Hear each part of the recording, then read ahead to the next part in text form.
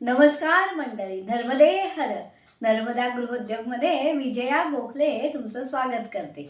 आता आपण गोड रेसिपी पुन्हा बघणार आहोत, केळं आणि नारळाचा हलवा.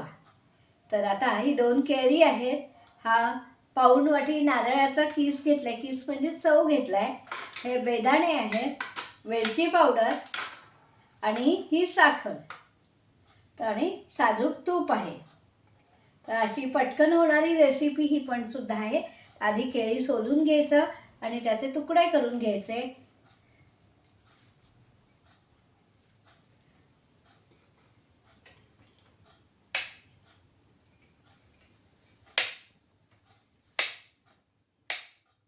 एका केळ्याचे मी 4 तुकडे केले.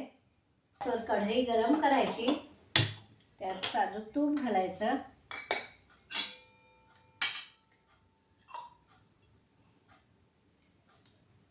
दोन चमचे साजूक तूप घातलं, छोटे चमचे 2 या डावा तुपाच्या भांड्यात असतात त्यात केळी परतवून घ्यायची.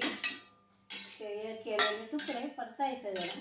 केळं परतलं तुपावरती एक वेगळा वास, सुगंध मस्त येतो तुपाचा आणि केळ्याचा.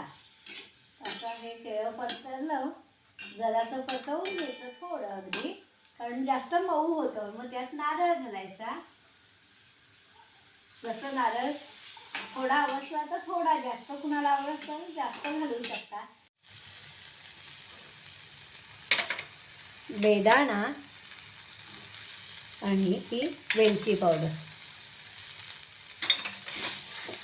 ते पटापट ढवळायचं, नाही तर नारळ लागतो खाली. तसं न लागता साखर विरघळली की अतिशय चवीला छान लागते. जास्त केळं गोड असल्या कारणाने मी जास्त साखर नाही घातली, खूप गोड गोड लागतो. त्यामुळे बेताची साखर घातला आणि बेताचा नारळ घातलाय. नारळ जर जास्त तुम्हाला आवडत असेल तर तुम्ही जास्त नारळ घालू शकता. आणि हे अशी पटकन होणारी रेसिपी, जास्त गॅसवर ठेवायची नाहीये. पिठी साखर त्यामुळे लगेच लागते, विरघळते ती, त्यामुळे जास्त वेळ न दवडता ही पटकन तयार होणारा गोड पदार्थ, उपासाला चालणारा आणि 1-2 दिवस फ्रीजमध्ये राहणारा. तर हा केळ्याचा हलवा तयार आहे.